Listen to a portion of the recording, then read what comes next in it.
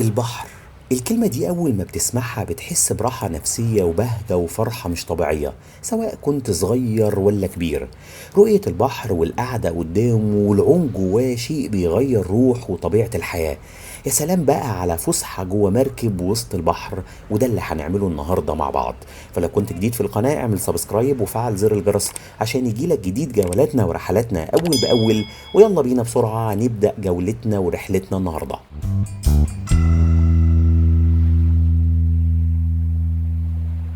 هنبدأ جولتنا النهاردة واحنا لسه على البر وفي منطقة بحري الجميلة، ومن قدام المشهد الرائع ده واللي مليان بالمراكب المتنوعة الكبيرة والصغيرة، واللي هنركب منهم واحد كمان شوية صغيرين نتفسح مع بعض جوه بحر اسكندرية. وزي ما انتوا شايفين كده هو ده الموقف بتاع الأتوبيس الدورين كده، واللي بياخدك في رحلة من هنا من بحري وبيوصل بيك لغاية المنتزه. وكان لينا رحلة جميلة جدا جوه الأتوبيس ده. عايز اقول لكم ان انا لسه ما زلت على البر اهو بستعرض لكم شكل المراكب، وبالفعل ركبنا المركب اهو واحنا موجودين في محيط الانفوشي وقلعه قايتباي. وركوب المركب بيكون من نفس المنطقه هنا بعد ما تتفق مع المراكبي على السعر، وبيكون السعر خاص بالرحله بصفه عامه ايا كان العدد. يعني ممكن توصل ل 12 فرد جوه المركب مثلا، او يمكن اقل طبعا، لكن هيكون بنفس السعر. السعر مش كبير خالص على رحله ممتعه هتستمتع بيها انت وولادك واصحابك وعيلتك وزوجتك. زي ما شفتوا كده احنا بدأنا نتحرك بالمركب، ومن جوه المركب هنشوف عدد كبير من معالم اسكندرية من جوه البحر. بنشوف عدد كبير كمان من العمارات المنتشرة على طريق بحر اسكندرية. هنشوف القلعة اللي هي قلعة قايتباي، هنشوف مسجد المرسي أبو العباس أو أبو العباس المرسي، محطة الرمل، ومكتبة اسكندرية. يعني يمكن فعلا رحلة بترد الروح. الهوا مش عايز اقول لكم حاجة اخر جمال. طبعا الرحلة دي مع الصحبة الحلوة هتكون فسحة مش هتتنسي. لكن شكل المراكب المختلفة الاشكال والالوان اللي موجودة قدامكم، الاحجام طبعا واللي موجودة قدامكم، يعني هتحس براحة نفسية وانت بتتفرج عليها من جوه البحر وانت راكب واحد من المراكب دي. حضر كاميرتك بقى وجيب مجموعة من السندوتشات كده وتعالى وتفسح في رحلة بحرية وسط الهواء النقي، وبعيد عن زحمة العربيات وبعيد عن الأماكن المقفولة المكيفة. التكييف هنا هيكون رباني. الله على جمال اسكندرية وبحرها، الله على جمالك يا مصر يا بهية. طبعا المركب هنا يعني ما بين مراكب الصيد والرحلات، وفي لانشات ومراكب كبيرة للأعداد الكبيرة من الناس. يعني يمكن طبعا زي ما حضراتكم شايفين بستعرض لكم شكل العمارات وشكل المباني اللي باينة من جوه البحر، وادي قدامكم شكل قلعة قايتباي كده. من هنا من جوه البحر قد ايه موقعها خرافي، وقد ايه كمان الرؤية هتكون ممتعة جدا من جوه القلعة للمنظر البديع اللي احنا موجودين جواه دلوقتي. يعني زي ما انتم شايفين كده المراكب بتحب ان هي تكتب كده مجموعة من الكلمات على المراكب زي العربيات الميكروباص مثلا، كاتبين طريق السلامة وكاتبين مجموعة من الحكم موجودة على المراكب او باسم صاحب المركب. يعني متعة ملهاش حدود. الصور من جوه المركب هنا هتكون صور جميلة جدا، وهتزداد يعني جمال بيكم طبعا. المراكب البعيدة دي يعني هتلاقي فيها مجموعة بقى كمان من الصيادين واللي رايحين أو راجعين من رحلة صيد. فعلا رؤية ممتعة وجو جميل وفسحة مختلفة زي ما بنقول. يمكن عايز اقول لكم ان فسحه البحر دي من اهم الفسح اللي بيستمتع بيها اهل اسكندريه والمحافظات التانية في اوقات المناسبات المختلفه وفي الاعياد المختلفه. طبعا بيكون مع المركب اللي انتوا بتركبوها بيبقى في مراكبي طبعا هو اللي بيقود او بيسوق المركب.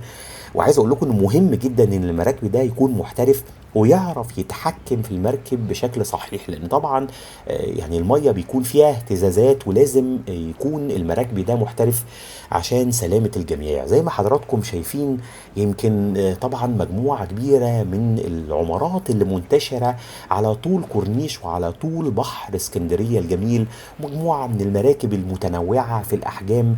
زي ما حضراتكم شايفين كان نفسي تكونوا معايا وتستمتعوا بالرحلة البحرية دي معايا، لكن بدعوكم انكم لازم تعملوا الرحلة البحرية دي ان شاء الله بإذن الله لما تزوروا اسكندرية.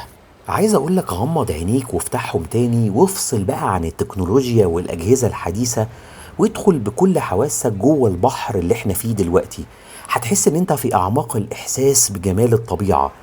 بلدنا جميلة جدا، بس عايزة اللي يعرف يدور على اماكن السعادة، اللي يعرف يحس بمواقع البهجة والفرحة، وهي كتيرة جدا وفي كل المحافظات. بس اللي يلف ياما يشوف زي ما بنقول.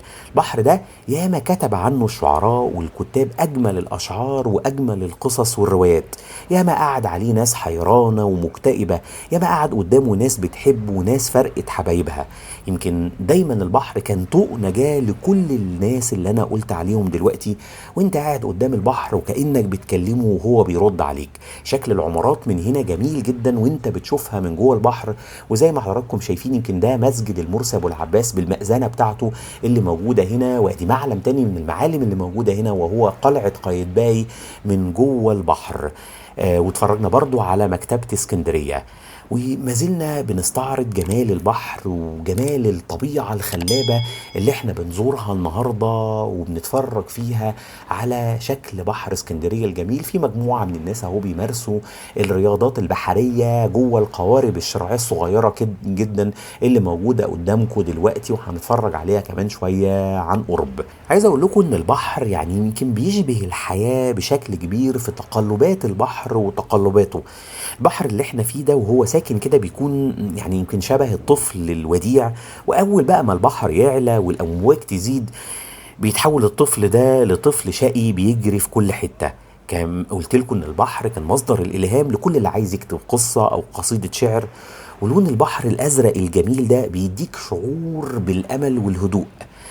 عايز اقول لكم ان كل بحر من بحار الكره الارضيه ليه خصوصيه مختلفه، عشان كده كل واحد مننا بيحس احساسات مختلفه عند كل بحر.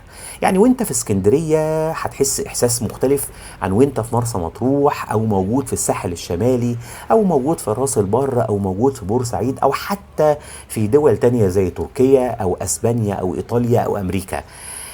هدوء البحر اللي احنا شايفينه يعني يمكن اوعى تتغر بيه، لان الهدوء ده ممكن يعني مش يعني عايز اقول لكم ان هو مش هيستمر للابد، لانه ممكن يكون الهدوء اللي بيسبق العاصفة. ما زلنا بنستمتع بمجموعة من المعالم خلال رحلتنا من جوه البحر، وفي ناس برضو راكبة مركب اهي صغيرة وبيستمتعوا برحلتهم جوه بحر اسكندرية الجميل. اللي عايز اقول لكم ان البحر عموما ذكر في القرآن يمكن اكتر من 40 مرة. بحر هتلاقوه موجود في قصة سيدنا نوح، هتلاقوه موجود في قصة سيدنا يونس، هتلاقوه موجود في قصة سيدنا موسى المولود وموسى الشاب وموسى وشق البحر، وهتلاقوه موجود مع عجل السامري ومع الخضر وقصة ابتلاء الله لقوم فرعون بالطوفان. يمكن البحر ليه أسماء مباشرة في القرآن زي البحر واليم. ويمكن البحر والنهر في القرآن بيطلق عليهم البحر، واليم كمان بيطلق على البحر والنهر. يعني حاجة جميلة جدا. وطول ما احنا باصين للبحر احنا بنحبه وبنعشقه، سواء في هدوءه أو جبروته. يعني وانت قاعد على البحر كده وبتتفرج على شكل الأمواج اللي بتخبط في الصخور ورذاذ المية كده بيجي في وشك، بتحس إحساسات مختلفة وبتحس بسعادة ملهاش مثيل. يمكن سعادة مختلفة عن أي شكل تاني من أشكال السعادة بتحسه جوه البحر. شيء بيبعث في البحر في النفس كده إحساس بالهدوء، إحساس بالاتساع، إحساس بالخيال. يعني طول ما انت قاعد قدام البحر كده دايما بيجيلك احساسات بالتفكير يعني الايجابي. بتحس بجمال الطبيعة وجمال مصر وجمال المناطق اللي موجودة في مصر. بصراحة رحلة جميلة جدا كانت موجودة معاكو في بحر اسكندرية الجميل، وما زلنا بنتفرج على قلعة قايتباي من المنطقة اللي احنا موجودين فيها. راجعين مرة تانية بقى للبر، وفي ناس هم راكبين مركب ولسه طالعين في بداية رحلتهم جوه بحر اسكندرية الرائع. واحنا زي ما قلت لكم موجودين في منطقة بحري وفي محيط قلعة قايتباي والأنفوشي. واتمنى ان رحلتي النهارده اللي كانت جوه البحر تكونوا شميتوا فيها شويه هوا نقي كده، واستمتعتوا بيها جوه بحر اسكندرية. ولو عجبك الفيديو ما تنساش تعمل سبسكرايب وتفعل زر الجرس وتعمل لايك للفيديو عشان ينتشر بشكل كبير. وشكرا ليكم، والسلام عليكم ورحمة الله وبركاته.